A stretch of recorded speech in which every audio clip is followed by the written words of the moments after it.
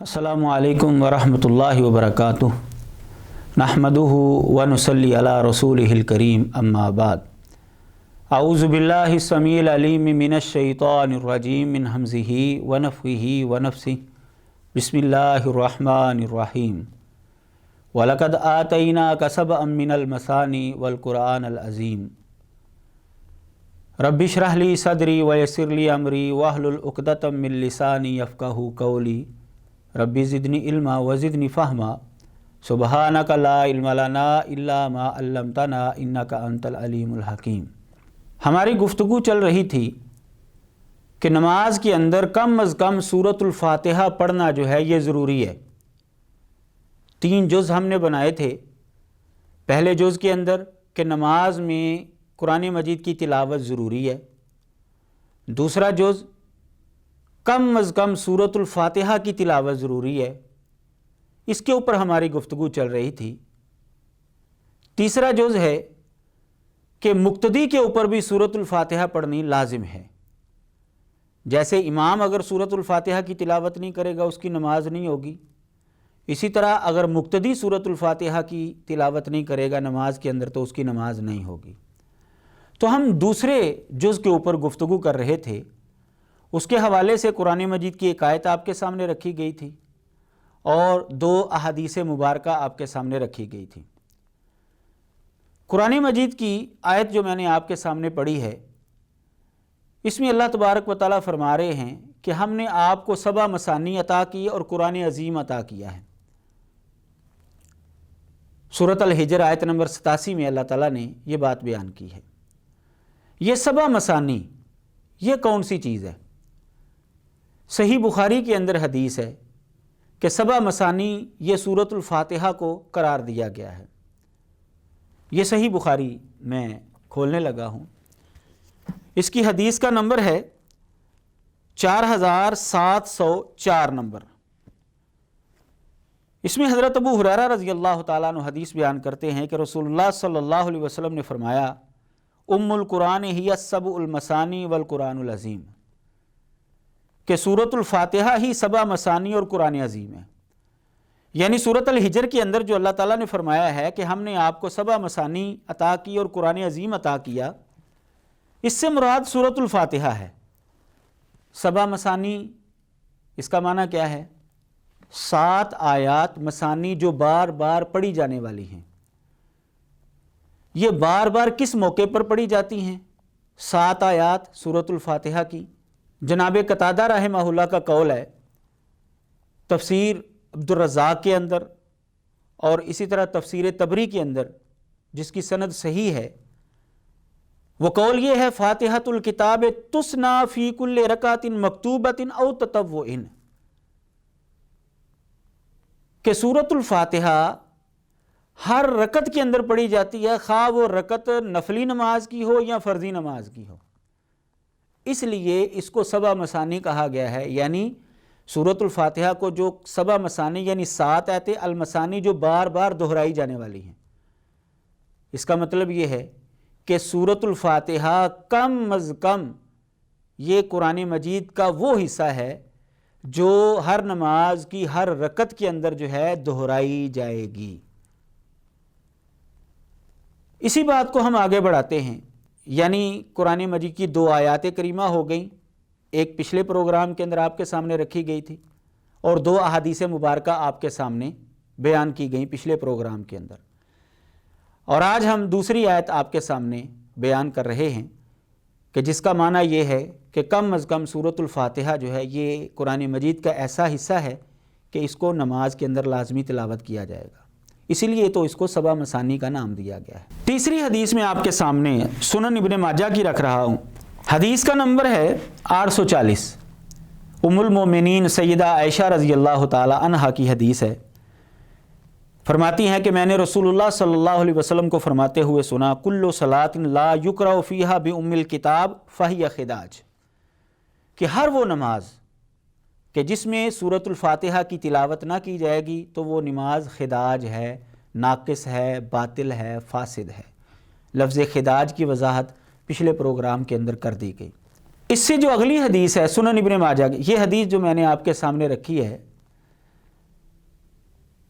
حضرت عائشہ رضی اللہ تعالیٰ عنہ والی یہ حدیث حسن درجے کی ہے، قابل حجت حدیث ہے۔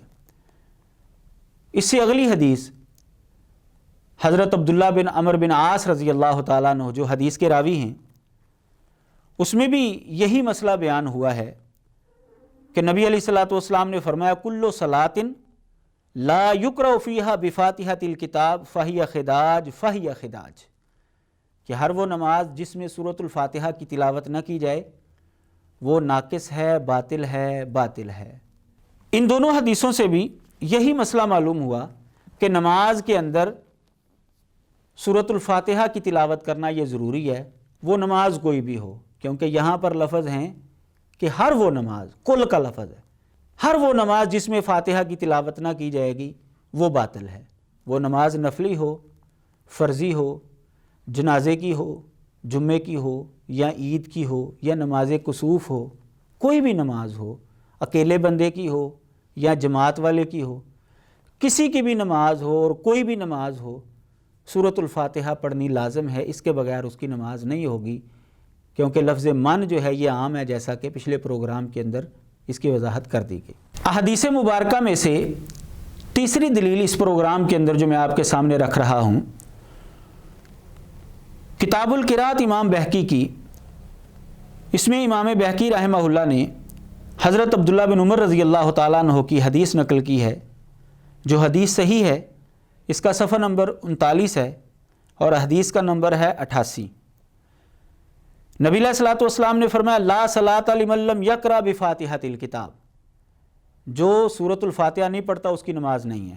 ان دلائل کی روشنی میں ہم اس نتیجے پر پہنچے کہ نماز کے اندر سورۃ الفاتحہ کی کم از کم تلاوت جو ہے یہ لازم ہے، اس کے بغیر نماز نہیں ہوگی۔ اس کے علاوہ بھی بے شمار دلائل ہیں، اس موضوع پر لکھی کتابوں کے اندر آپ دیکھ سکتے ہیں۔ اب ہم شروع کرتے ہیں اپنے موضوع کا تیسرا جز، جو کہ خاص اختلاف کا باعث بنا ہوتا ہے ہمارے معاشرے میں، وہ ہے کہ مقتدی سورۃ الفاتحہ کی تلاوت کرے گا یا نہیں کرے گا۔ اس کے حوالے سے سب سے پہلے میں آپ کے سامنے صحیح مسلم کی حدیث رکھتا ہوں، جس میں حضرت ابو ہریرہ رضی اللہ تعالیٰ عنہ نماز میں سورۃ الفاتحہ پڑھنے کی وضاحت فرما رہے ہیں کہ رسول اللہ صلی اللہ علیہ وسلم نے فرمایا جس نے نماز پڑھی کہ جس میں سورۃ الفاتحہ وہ نہیں پڑھ رہا تو وہ نماز ناقص ہے، ناقص ہے۔ فقیل لابی ہریرہ، حضرت ابو ہریرہ رضی اللہ تعالیٰ عنہ کو یہ کہا گیا، ان سے یہ سوال ہوا، انا نکون وراء الامام، بسا اوقات ہم امام کے پیچھے ہوتے ہیں یعنی مقتدی ہوتے ہیں، تو کیا اس وقت بھی ہم سورۃ الفاتحہ پڑھیں گے؟ تو حضرت ابو ہریرہ رضی اللہ تعالیٰ عنہ فرما رہے ہیں اقرا بہا فی نفسک، اپنے نفس میں پڑھ۔ اقرا بہا فی نفسک، نفس میں پڑھنے کا معنی یہ ہے کہ آہستہ پڑھ، اونچی آواز کے ساتھ نہ پڑھ۔ یہاں پر دو سوال جو ہیں وہ اٹھائے جاتے ہیں۔ نمبر ایک کہ یہ حضرت ابو ہریرہ رضی اللہ تعالیٰ عنہ کا ذاتی قول ہے، یہ مرفوع حدیث نہیں ہے۔ اور دوسرا سوال یہ اٹھایا جاتا ہے کہ اقرا بہا فی نفسک کا معنی جو ہے یہ غور و فکر کرنا ہے، اس کا معنی تلاوت کرنا نہیں ہے۔ ان دونوں سوالوں کے حوالے سے ہم جب تحقیق میں جاتے ہیں تو ہمیں یہ بات معلوم ہوتی ہے کہ حضرت ابو ہریرہ رضی اللہ تعالیٰ عنہ نے جب یہ استدلال کیا، جب یہ بات بیان کی کہ اپنے نفس میں پڑھ، اس سے آگے انہوں نے نبی علیہ الصلوۃ والسلام کی حدیث بیان کی ہے۔ کہتے ہیں کہ فَإِنِّي سَمِعْتُ رسول اللہ صلی اللہ علیہ وسلم یقول قال اللہ تعالی قسمت الصلاۃ بینی و بین عبدی نصفین۔ آگے وہ نبی علیہ السلام کی حدیث بیان کر رہے ہیں کہ میں نے یہ فتویٰ تمہیں کیوں دیا ہے کہ تو اپنے نفس میں پڑھ لے، اس لیے دیا ہے کہ میں نے نبی علیہ الصلوۃ والسلام کو یہ فرماتے ہوئے سنا ہے کہ اللہ تعالیٰ فرماتے ہیں کہ میں نے نماز کو اپنے اور اپنے بندے کے درمیان آدھا آدھا تقسیم کر دیا ہے، اور آگے سورۃ الفاتحہ کو تقسیم کیا گیا ہے۔ اللہ تبارک و تعالیٰ فرماتے ہیں جب بندہ الحمدللہ رب العالمین کہتا ہے تو اللہ تعالیٰ فرماتے ہیں حامدانی عبدی، میرے بندے نے میری حمد بیان کی۔ یہ ساری تفصیلی حدیث موجود ہے۔ حضرت ابو ہریرہ رضی اللہ تعالیٰ عنہ کا فتویٰ یہ ذاتی نہیں بلکہ انہوں نے اس حدیث کی بنیاد پر یہ فتویٰ دیا ہے کہ جب اللہ تعالیٰ فرماتے ہیں کہ میں نے اپنے اور اپنے بندے کے درمیان نماز کو تقسیم کر دیا ہے اور سورۃ الفاتحہ آگے تقسیم کی ہے، اس کا مطلب یہ ہے کہ سورۃ الفاتحہ ہی نماز ہے، اور اللہ کا بندہ صرف امام تو نہیں ہے، اللہ کا بندہ مقتدی بھی ہے، لہٰذا جیسے امام سورۃ الفاتحہ لازمی پڑھے گا ایسے ہی مقتدی بھی سورۃ الفاتحہ کو لازمی پڑھے گا۔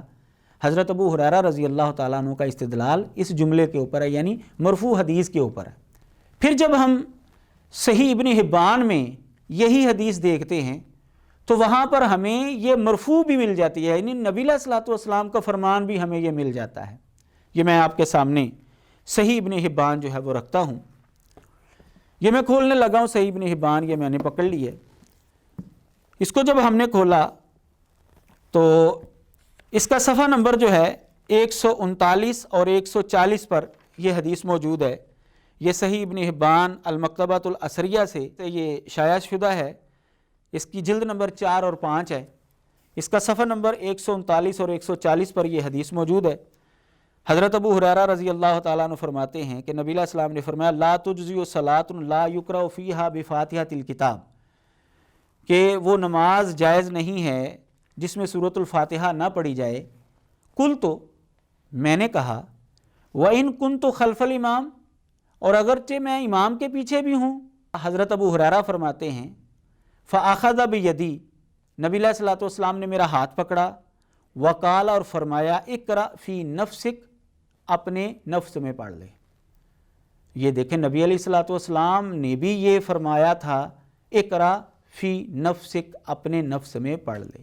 یہ مرفوع حدیث ہے اور اس کی سند بھی صحیح ہے۔ تو ہم اس نتیجے پر پہنچے کہ حضرت ابو ہریرہ رضی اللہ تعالیٰ عنہ نے جو فتویٰ دیا تھا، جو کہ صحیح مسلم کے حوالے سے آپ کے سامنے رکھا گیا، اس کی بنیاد نبی علیہ الصلوۃ والسلام کی حدیث پر تھی، اور عملی طور پر نبی علیہ الصلوۃ والسلام سے بھی یہ الفاظ ملتے ہیں صحیح ابن حبان سے کہ اپنے نفس میں تلاوت کر، اگر تو امام کے پیچھے ہے تو اپنے نفس میں تلاوت کر۔ اب ہم آتے ہیں دوسرے سوال کی طرف کہ فی نفسک کا ترجمہ ہے غور و فکر کرنا، اس کا معنی پڑھنا نہیں ہے، یعنی وہ یہ کہنا چاہتے ہیں کہ مقتدی کو غور و فکر کا یہ کہا گیا ہے، پڑھنے کا نہیں کہا گیا۔ جب ہم لغت کو دیکھتے ہیں، شارحین کو دیکھتے ہیں، حدیث لکھنے والوں کو دیکھتے ہیں، ہمیں یہ سوال بھی بے بنیاد نظر آتا ہے۔ میں آپ کے سامنے کچھ حوالہ جات رکھتا ہوں جس سے یہ بات روز روشن کی طرح واضح ہو جائے گی کہ اقرأ بہا فی نفسی کا ترجمہ ہے آہستہ پڑھنا، اس کا معنی غور و فکر کرنا یہ نہیں ہے، اس کا معنی ہے آہستہ پڑھنا، اونچی آواز کے ساتھ نہ پڑھنا۔ امام بہقی رحمہ اللہ اپنی کتاب کتاب القراءت میں اسی لفظ کی شرح کرتے ہوئے فرماتے ہیں والمراد بقولہ اقرأ بہا فی نفسک ان یتلفظ بہا سرا دون الجہر بہا، کہتے ہیں کہ اقرأ بہا فی نفسک کا معنی یہ ہے کہ اس کو آہستہ آواز کے ساتھ پڑھا جائے، نہ کہ اونچی آواز کے ساتھ پڑھا جائے۔ اور جو احباب اس کو غور و فکر کے معنی میں لیتے ہیں، اس کا رد کرتے ہوئے امام بہقی رحمہ اللہ آگے لکھتے ہیں ولا یجوز حملہ علی ذکرہا بقلبہ دون تلفظ بہا، کہ اس کو ذکر قلبی کے اوپر محمول کرنا یہ درست نہیں ہے، غور و فکر اس کا معنی کرنا یہ درست نہیں ہے۔ کیوں؟ کہتے ہیں وَأَجْمَعَ أَهْلُ اللِّسَانِ عَلَىٰ أَنَّ ذَلِكَ لَا يُسَمَّى قِرَاءَةً، کیونکہ اہل زبان اس بات پر متفق ہیں، عربی لوگ اس بات پر متفق ہیں کہ اس کو عربی زبان میں قراءت نہیں کہا جاتا۔ جو دل کے اندر غور و فکر کیا جاتا ہے اس کو عربی زبان میں قراءت نہیں کہا جاتا، جبکہ یہاں پر جو حکم دیا جا رہا ہے وہ ہے اقرأ بہا فی نفسک، اپنے نفس میں قراءت کر، اور قراءت کے لیے، پڑھنے کے لیے زبان کا حرکت کرنا ضروری ہے۔ زبان حرکت کرے گی عربی زبان کے اندر اس کو قراءت کہا جائے گا، عربی زبان کے اندر غور و فکر کو قراءت نہیں کہا جاتا۔ یہ امام بہقی رحمہ اللہ نے اس چیز کی صراحت کی ہے صفحہ نمبر 17 پر۔ اسی طرح امام نووی رحمہ اللہ صحیح مسلم کی شرح کے اندر اس بات کو واضح کرتے ہیں فَمَانَاهُ اقرأها سِرًّا، اس کا معنی یہ ہے کہ اس کو آہستہ آواز کے ساتھ پڑھا جائے۔ علامہ زرقانی رحمہ اللہ نے یہ معنی لکھا ہے، علامہ شوکانی رحمہ اللہ نے شیخ عبدالحق دہلوی رحمہ اللہ نے اشاۃ اللمعات کے اندر یہی معنی لکھا ہے، شاہ ولی اللہ محدث دہلوی رحمہ اللہ نے فارسی کے اندر جو شرح لکھی ہے موطا کی، اس کے اندر بھی انہوں نے یہی ترجمہ کیا ہے کہ اس کا معنی ہے کہ سورۃ الفاتحہ آہستہ آواز کے ساتھ پڑھو۔ ملا علی قاری حنفی رحمہ اللہ نے مشکات کی شرح مرکات کے اندر اسی بات کو لکھا ہے، اے سرن غیر جہرن، یعنی آہستہ آواز کے ساتھ تلاوت کی جائے، اونچی آواز کے ساتھ نہ پڑھا جائے۔ مولانا انور شاہ کشمیری رحمہ اللہ جو بہت بڑے حنفی عالم دین گزرے ہیں، انہوں نے یہ بات بیان کی ہے جو کہ ان کے شاگرد نے الفرشزی کے اندر نقل کی ہے۔ کہتے ہیں وَأَمَّا مَا قَالَ الْمُدَرِّسُونَ، کہ مدرسین نے یہ جو بات کہی ہے کہ ان المراد بالقراءۃ فی نفسہ التدبر والتفکر، کہ قراءت فی النفس کا معنی تدبر اور تفکر ہے، یہ جو اساتذہ بات معنی بیان کرتے ہیں، کہتے فلا یوافقہ اللغۃ، لغت اس کی موافقت نہیں کرتی۔ کیوں؟ فإنہ لم یثبت معنی التفکر للقراءۃ فی النفس، کیونکہ لغت کے اندر تفکر کو قراءت فی النفس کہنا یہ ثابت ہی نہیں ہے۔ العرف الشذی کا صفحہ نمبر 157 ہے۔ تو اتنے بڑے بڑے اہل علم، اہل زبان اور وہ علماء جو کہ سورۃ الفاتحہ کو پڑھنا درست نہیں سمجھتے، وہ بھی یہ بات کہہ رہے ہیں کہ قراءت فی النفس کا ترجمہ جو ہے غور و فکر کرنا یہ درست نہیں ہے، بلکہ قراءت فی النفس کا صحیح ترجمہ یہ ہے کہ آہستہ آواز کے ساتھ تلاوت کی جائے، کیونکہ عربی زبان میں لفظ قراءت اس وقت بولا جائے گا جب زبان کو حرکت دی جائے گی، محض غور و فکر کو عربی زبان کے اندر قراءت نہیں کہا جاتا۔ تیسری دلیل میں آپ کے سامنے سنن ابی داؤد سے رکھتا ہوں، جس سے یہ بات واضح ہوگی کہ مقتدی بھی سورۃ الفاتحہ کی تلاوت لازمی کرے گا۔ صحیح مسلم کی حدیث آپ کے سامنے رکھی گئی، صحیح ابن حبان کی حدیث آپ کے سامنے رکھی گئی۔ اب میں آپ کے سامنے تیسری دلیل رکھتا ہوں اپنے تیسرے جز کی، کہ مقتدی بھی سورۃ الفاتحہ لازمی پڑھے گا، اگر نہیں پڑھے گا تو اس کی نماز بھی نہیں ہوگی۔ خاص دلائل، یعنی ہمارے موضوع کے متعلقہ جو خاص دلائل ہیں وہ بیان کیے جا رہے ہیں۔ سنن ابی داؤد کی حدیث نمبر ہے 823، اس میں حضرت عبادہ بن صامت رضی اللہ تعالیٰ عنہ کی یہ حدیث ہے، کنا خلف رسول اللہ صلی اللہ علیہ وسلم فی صلاۃ الفجر، ہم نبی علیہ الصلوۃ والسلام کے پیچھے نماز فجر پڑھ رہے تھے۔ فقرأ رسول اللہ صلی اللہ علیہ وسلم، تو نبی علیہ الصلوۃ والسلام تلاوت شروع کر رہے تھے، تو نبی علیہ الصلوۃ والسلام نے تلاوت شروع کی، فثقلت علی، تو تلاوت آپ کے اوپر بھاری ہو گئی، بوجھل ہو گئی۔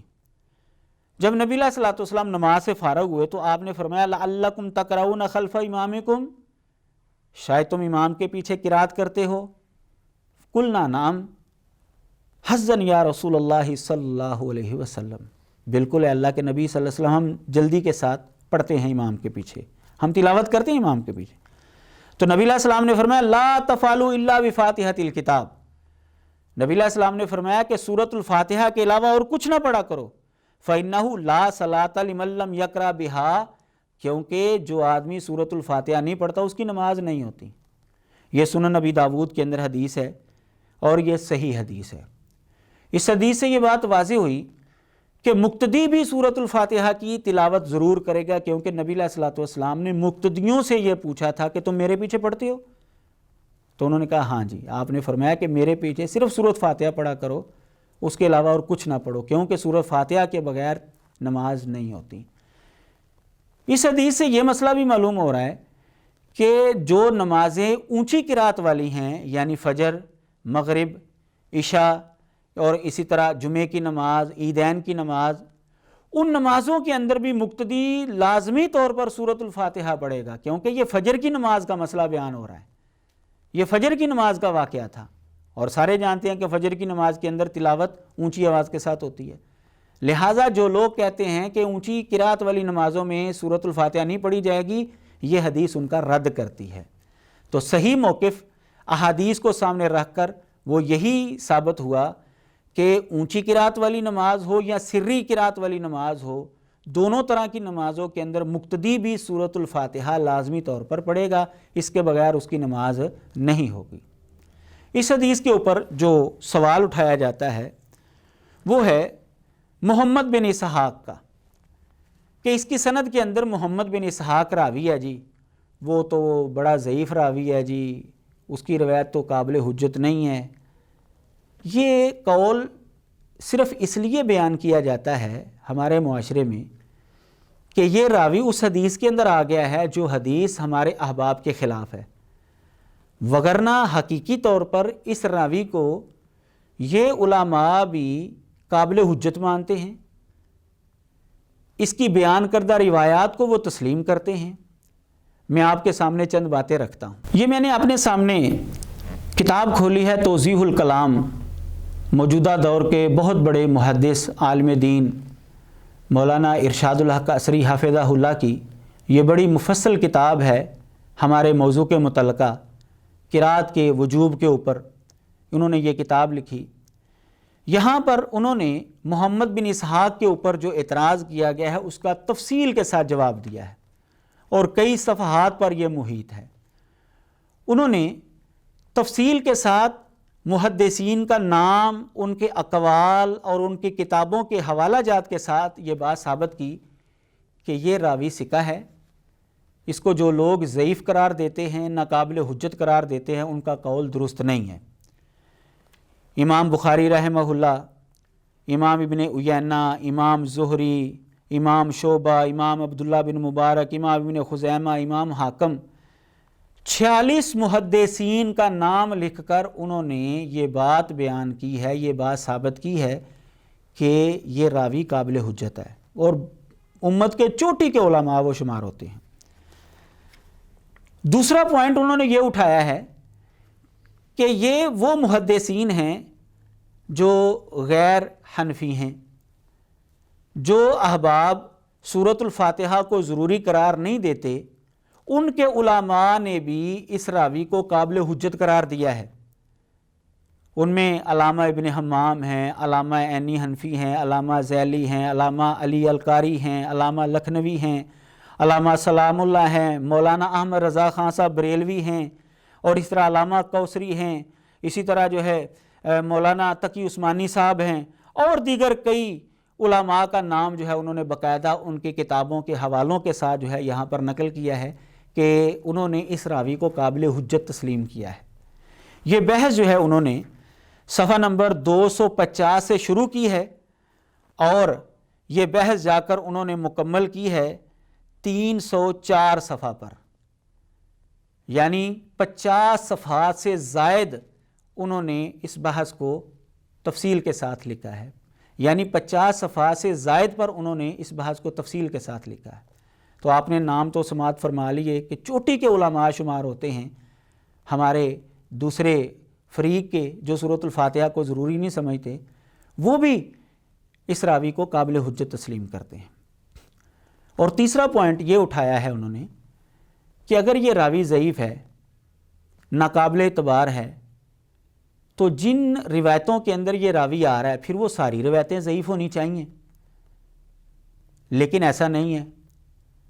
جو روایتیں خاص ہمارے ان دوستوں کے مطلب کی ہیں، ان روایتوں کے اندر یہ راوی بھی آیا ہے، اس کے باوجود اس روایت کو وہ صحیح مانتے ہیں اور قابل حجت مانتے ہیں۔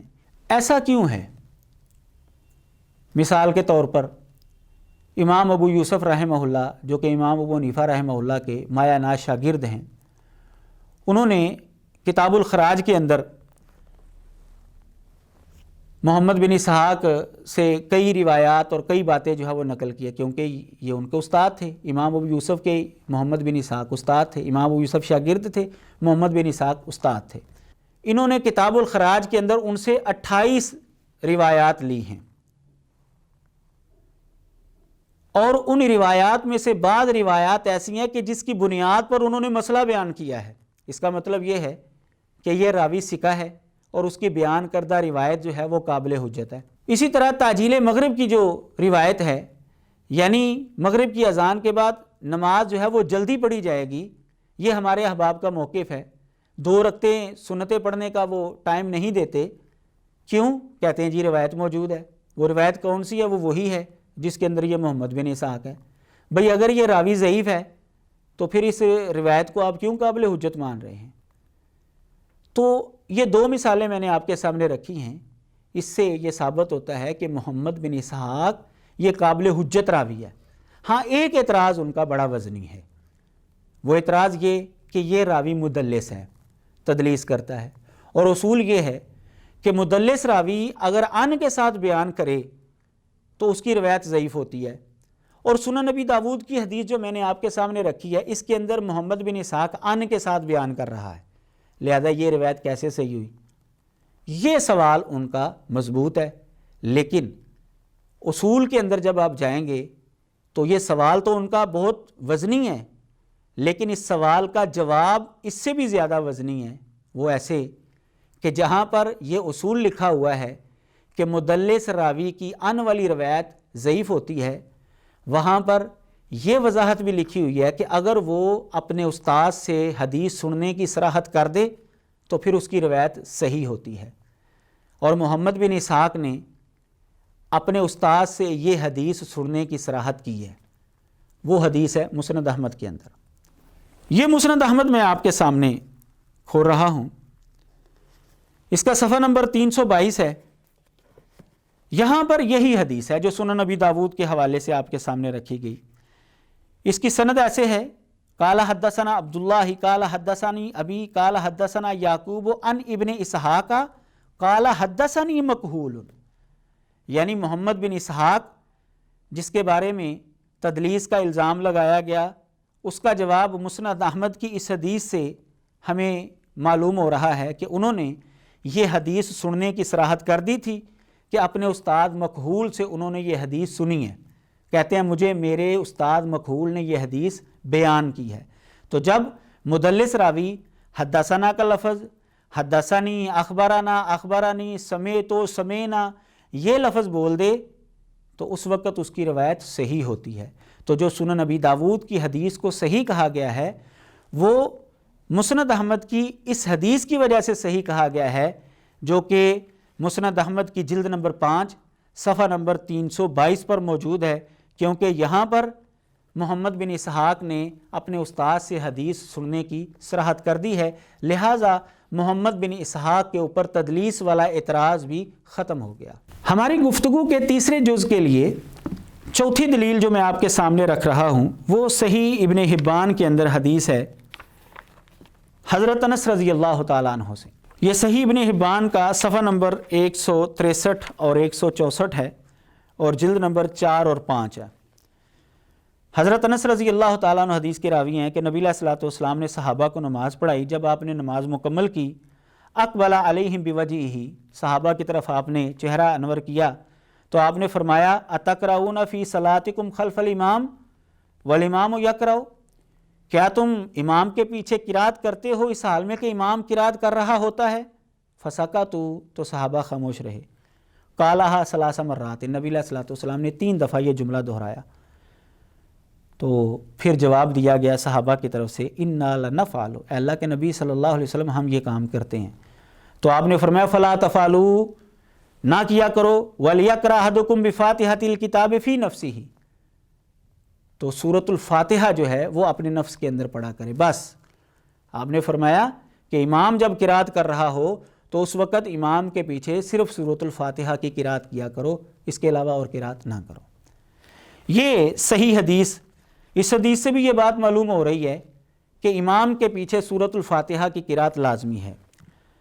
امام ابو حاتم رحمہ اللہ نے اس حدیث کے اوپر تبصرہ کیا ہے جو امام ابن حبان نے یہاں پر آگے نقل کیا، کہتے ہیں سامع حاذ الخبر ابو قلابۃ عن محمد ابن ابی عائشہ عن بعض اصحاب رسول اللہ صلی اللہ علیہ وسلم وسمعہ من انس بن مالک رضی اللہ عنہ، کہ ابو قلابہ نے یہ حدیث محمد بن ابی عائشہ عن بعض اصحاب رسول اللہ سے سنی ہے، اور یہ حدیث انہوں نے حضرت انس رضی اللہ تعالیٰ عنہ سے بھی سنی ہے۔ فالطریقان جمیعاً محفوظان، یہ دونوں سندیں محفوظ ہیں، ان کے اندر کوئی خرابی نہیں ہے ان سندوں کے اندر۔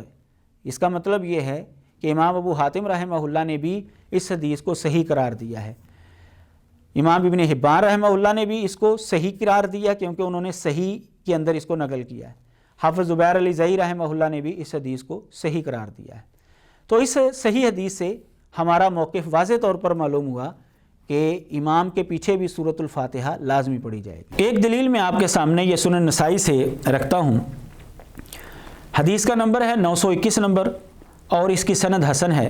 حضرت عبادہ بن صامت رضی اللہ تعالیٰ عنہ فرماتے ہیں صلی بنا رسول اللہ صلی اللہ علیہ وسلم بعض الصلوات التی یجہر فیہا بالقراءۃ، کہ ہمیں نبی علیہ الصلوۃ والسلام نے وہ نماز پڑھائی جس میں قراءت اونچی آواز کے ساتھ کی جاتی ہے۔ فقال، تو آپ نے فرمایا لا یقرأن احد منکم اذا جہرت بالقراءۃ الا بام القرآن، آپ نے صحابہ کو فرمایا کہ جب میں اونچی آواز کے ساتھ قراءت کر رہا ہوں تو اس وقت تم میں سے کوئی ایک سورۃ الفاتحہ کے علاوہ اور کچھ نہ پڑھے، صرف سورۃ الفاتحہ کی تلاوت کرے۔ اس حدیث سے بھی واضح طور پر یہ بات معلوم ہو رہی ہے کہ نماز اونچی قراءت والی ہو یا سری قراءت والی ہو، کم از کم سورۃ الفاتحہ مقتدی کے اوپر پڑھنا لازمی ہے، کیونکہ نبی علیہ الصلوۃ والسلام نے اس کا حکم دیا ہے۔ یہ میرے سامنے جز القراءت ہے امام بخاری رحمہ اللہ کی، اس کا صفحہ نمبر 112 ہے اور حدیث کا نمبر ہے 63۔ ایک اور دلیل ہمارے موقف کے متعلق، حضرت عبداللہ بن عمر بن عاص رضی اللہ تعالیٰ عنہ حدیث کے راوی ہیں کہ نبی علیہ الصلوۃ والسلام نے فرمایا تقرؤون خلفی، میرے پیچھے تلاوت کرتے ہو؟ صحابہ نے عرض کی جی ہاں ہم پڑھتے ہیں، تیزی کے ساتھ پڑھ جاتے ہیں۔ نبی علیہ السلام نے فرمایا فلا تفعلوا الا بام القرآن، سورۃ الفاتحہ کے علاوہ اور کچھ نہ پڑھا کرو۔ یہ حدیث حسن ہے۔ اس حدیث سے بھی ہمارے موقف کو تقویت ملتی ہے کہ جیسے امام کے اوپر سورۃ الفاتحہ ضروری ہے، اسی طرح مقتدی کے اوپر بھی سورۃ الفاتحہ لازم ہے۔ ہم اسی پر اکتفا کرتے ہیں۔ اس موضوع کے متعلقہ مزید دلائل اس موضوع کے اوپر لکھی ہوئی کتابوں کے اندر آپ دیکھ سکتے ہیں۔ وآخر دعوانا ان الحمد للہ رب العالمین۔